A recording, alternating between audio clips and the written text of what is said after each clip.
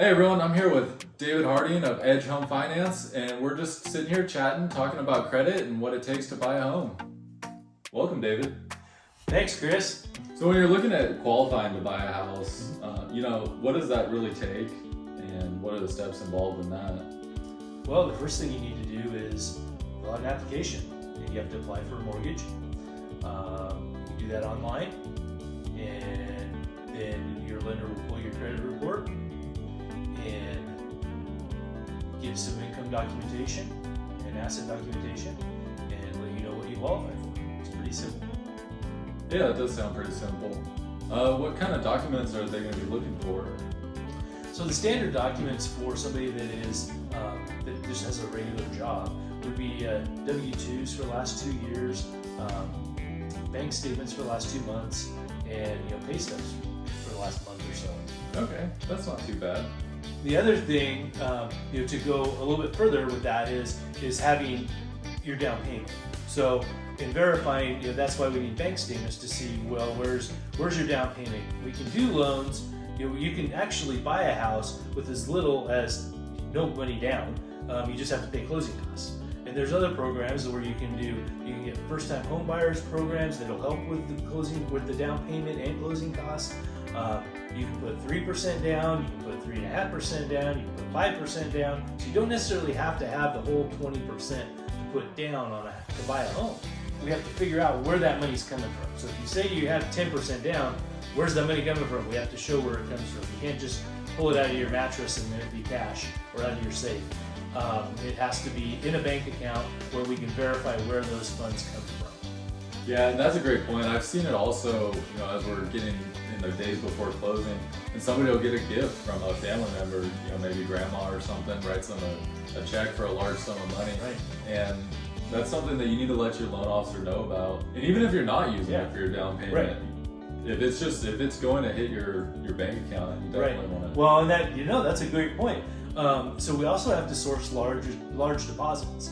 So with that, when we look at your bank statement, if there's any kind of weird large deposits in there, maybe it was a gift from grandma. Maybe you sold a car. Maybe you had a yard sale and you made $1,500 or something. It really, any large deposits in your bank account, we have to know where they came from.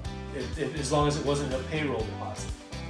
It's actually for the Anti-Money Laundering Act.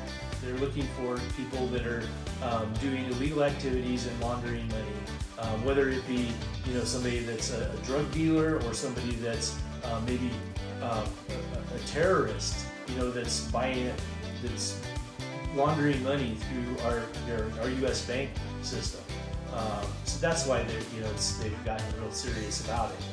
It's not that they're really trying to pick on the average homeowner. It's just that's how the law is written, is you have to verify those large deposits. And then when they pull your credit, so there's a couple things to know about credit. There's actually a soft pull that doesn't affect your credit score, and there's a hard pull which does affect your credit score. So you can have your lender do either one. One of the things that I typically recommend is when someone fills out an application and they want to get qualified, I will pull a soft pull so it doesn't affect their credit score right away, and then get them qualified with that. And then once they're ready to make an offer, we will pull a hard pull. Credit's not just some people think it's just a credit score. Oh, I got this score, I'm great. Well, you can have a decent credit score and still have bad credit. There's some layers there. You not only have to have a decent credit score, but you also have to be paying your bills on time. Because if you have a bunch of lates on your credit, that is a negative factor, okay? Or collections. A lot of times collections, especially older collections, they will lose their effect on your credit score. And if you have a collection that's like 2 or 3 years old and it's still sitting there, that you haven't taken care of, your score may be like, say, in the mid 600s, but you have this collection outstanding that's a negative on your credit report, and you may have to take care of that before you qualify. The other part of qualifying is debt ratio. So the standard is, whatever income, we go off of gross income. So whatever your monthly gross income is, if you times that by 45% is kind of the rule of thumb. 45% of your monthly gross income, that number is going to be the amount that your house payment plus all of your car payments, your credit card payments, all your monthly payments can't add up to more than that 45%.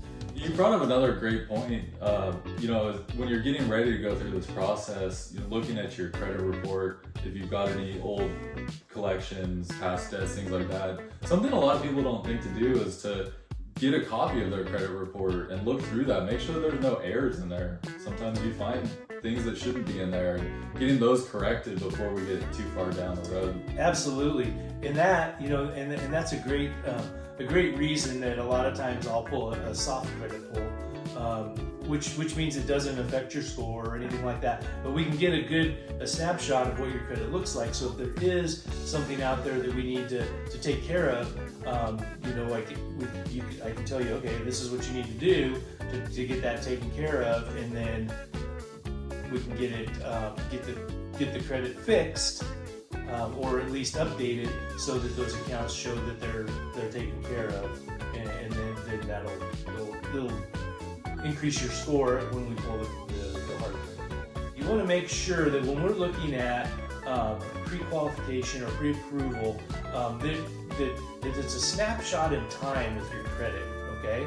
And that is, you don't want to change anything. You don't want to go out and apply for new credit, buy a car, buy furniture to furnish your new house. I know I always tell my clients, don't go applying for new credit. If you're going to make any job changes, make sure to talk to your loan officer first. That's really the big thing, is just having that open communication back and forth. Absolutely, yeah. It's not that, some people are like, yeah, don't do this, don't change a thing. It's not that you can't change that, but just understand if you do change, you do get a new credit card, or if you do change your job, it may delay your closing, because then we have to get updated documentation on all of those new accounts, either a new account or your new job information. We have to verify your new job with a job offer letter. We need to get a pay stub and all of that stuff. And a lot of times, if you start a new job, you're not going to get a pay stub for a few weeks.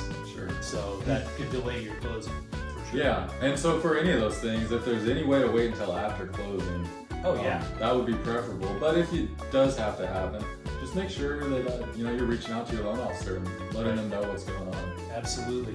Yeah, like you said, the open lines of communication is the best thing to make your transaction go the smoothest. Hey David, it was great sitting here chatting with you. There was a ton of great information. You really know your stuff. And if anyone has any questions, how can they find you? Okay, yeah. It's great being here, Chris. I appreciate it. You can find me. My website is hardinghometeam.com, and there's a lot of information on there. There's payment calculators and stuff on there. Or you can give me a call. My number is 210-343-2580. Awesome. Really appreciate it. All right. Thank you.